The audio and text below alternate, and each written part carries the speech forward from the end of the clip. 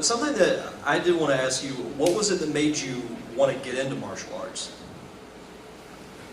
Well, my father, he pretty much just told me.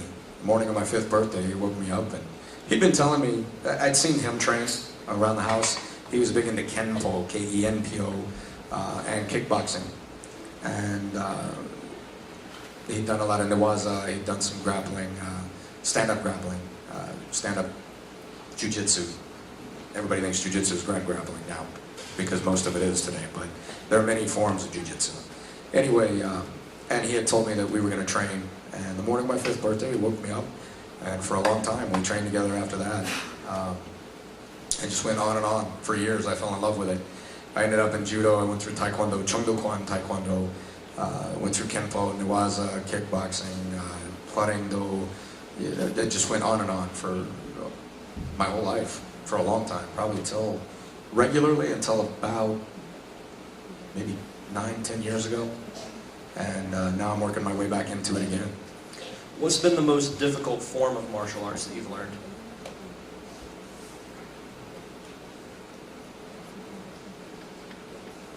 Well, I mean, when you say the word difficult, you have to establish what that really is. And for each of you, it's different. Some people have difficulty with reading, some with math, some with science, some with physics, some with art.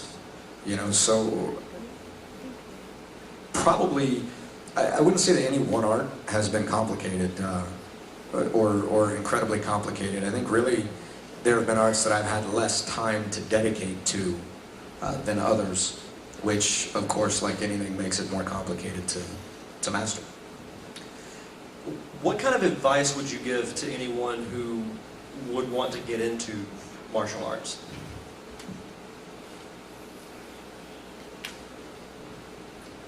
When I first started martial arts, when my father did, you chose you know, there's all this talk about lineage and pedigree. Okay, well, how many of you are in direct lineage to the president or the queen or, you know, look, we're not all the same. We're not all equal. And, you know, people argue that all the time. Well, we all are equal. No, we're not. I can't get out in the NBA right now and out-dunk Michael Jordan. Can I? I mean, anybody here think I could do that? I didn't think so, right? So when it comes to picking an art, I would say look at as many as you can. Understand that you are different. You're not the same as everybody else. And that's not something to be ashamed of. Rather, that's something to be proud of. Take what you're good at and make it perfect. Don't let other people tell you what you should be or how you should be good at it or which art is the best. Or that if you don't come from Ip Man, i.e. Bruce Lee, and on through his lineage, that you haven't really studied a martial art and that you don't really know it. People will tell you that all over the martial arts. These are people who've forgotten lesson number 1 in martial arts. It's called humility.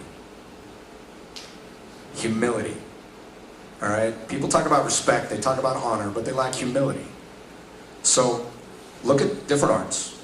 People with long arms may want to box, may not want to touch a martial art. People with long legs may be interested in taekwondo, or maybe some forms of kung fu. People who have medium builds with a wide base may be interested in kung fu or kenpo.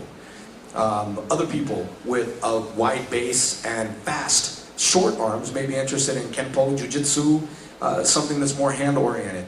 Or someone that's well-balanced may walk across many of them. Here's the thing with martial arts. There's a lot to be said for discipline, there's a lot to be said for respect, and there's a lot to be said for someone that spends their whole life in one martial art. I take my hat off to that. That takes discipline, it takes focus, it takes dedication, and that's something to be proud of. But martial arts today, everybody almost is hybrid. And even the guys who claim, I am one martial art, this is my art, I've created it. Well, McDonald's makes 40 different types of food nowadays. Okay?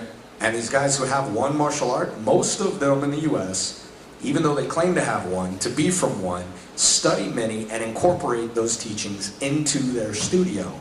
Because you have to today, if you're going to be competitive in today's martial arts world. So, I love the arts, I respect them, I love its history, where they come from, but I would say it has some similarities to being a mechanic or a surgeon. You have different tools for different jobs that you need to do.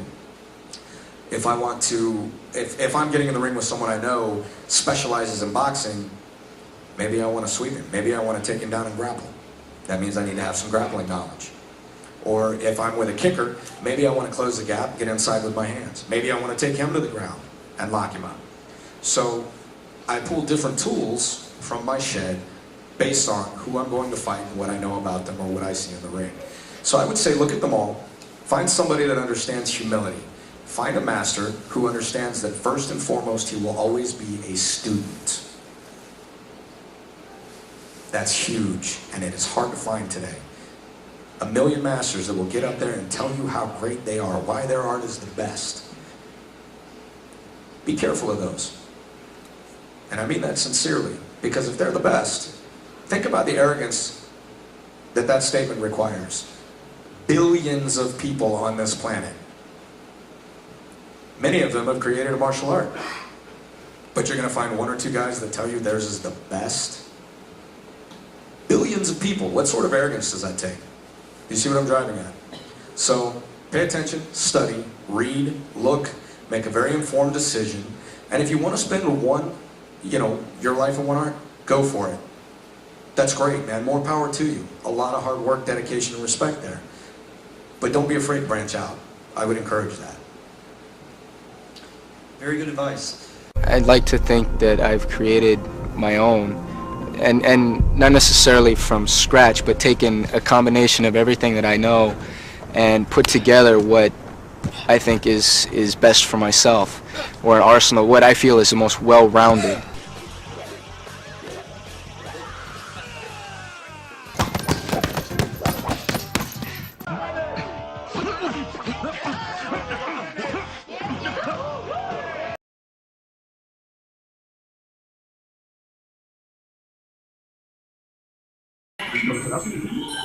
Into a single arm chokehold.